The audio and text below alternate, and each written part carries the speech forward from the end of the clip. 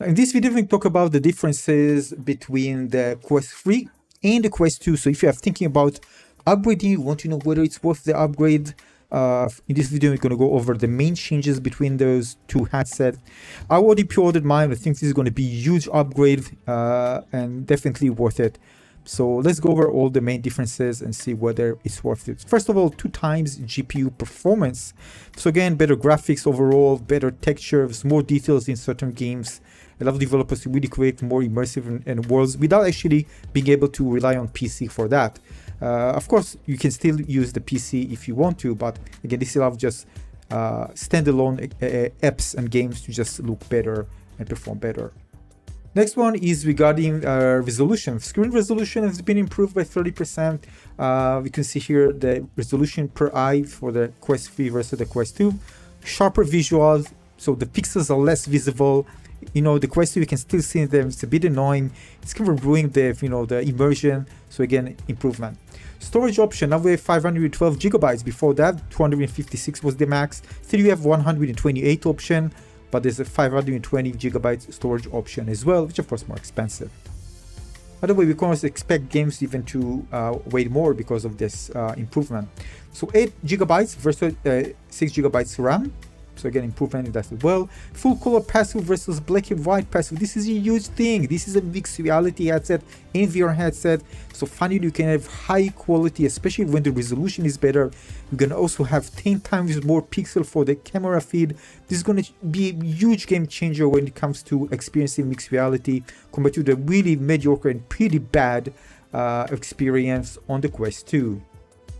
And now we have also new APIs for developers to use. You call it scene understanding, so recognizing objects in the scene, spatial anchors to persist different type of content, virtual content to real-world location in very high accuracy, and also share it across sessions and multi-user sessions, and better than ever, hand tracking, which is again much more improved, much more accurate, with the new led alongside machine learning and computer vision to make it much more responsive and accurate all across the board.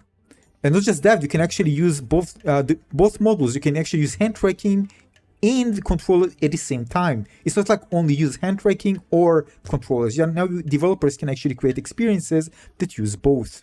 You can actually recognize both the controller in one hand and the hand tracking, or just, you have controller one hand and hand tracking on the other. And it improves so much that you're going to have also user interface interaction using your own hands. You can scroll with a flick, for example.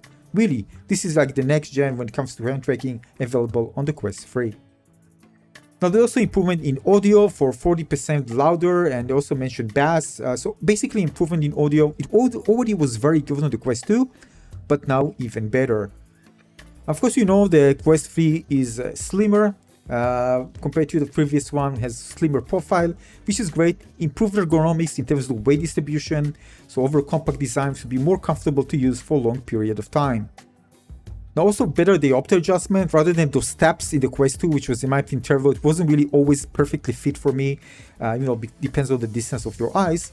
Now it has kind of a slider, so you can provide more better precision. You can also make adjustment for the distance between the lenses and the facial interface, again, for further improving the viewing experience.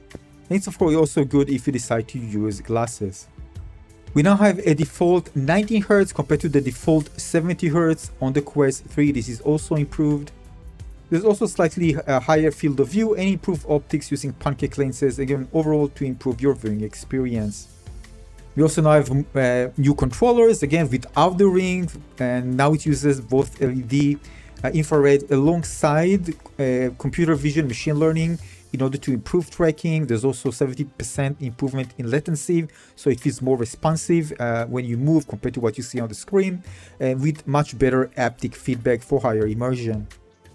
And again, let's not forget, and I remind you again, there's depth sensing camera that allows them to actually scan the environment for you, even define the borders for the Guardian instead of do it manually, although you can do it manually as well.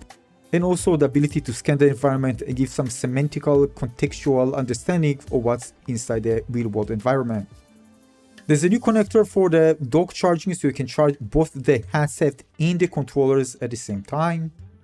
There are also new colorful facial interfaces to choose from. And overall, really huge amount of changes compared to the Quest 3 make it a really well worth the upgrade. It's not like a phone where you think about whether to upgrade. This is a must, especially if you're into mixed reality and you want to see what developers are creating with it. This is the best opportunity right now in the market in a consumer grade headset to really give it a chance to kind of finally fly and have some really amazing mixed reality experiences that can really convince users to actually use them. Compared to augmented reality on mobile phones, it's going to be a huge improvement. So again, can't wait for that. Once I get my Quest 2, I'm going to share more. And again, bottom line is, it's a well worth the upgrade, no doubt about it. I think very few people will tell you that, it's not a well worth the upgrade.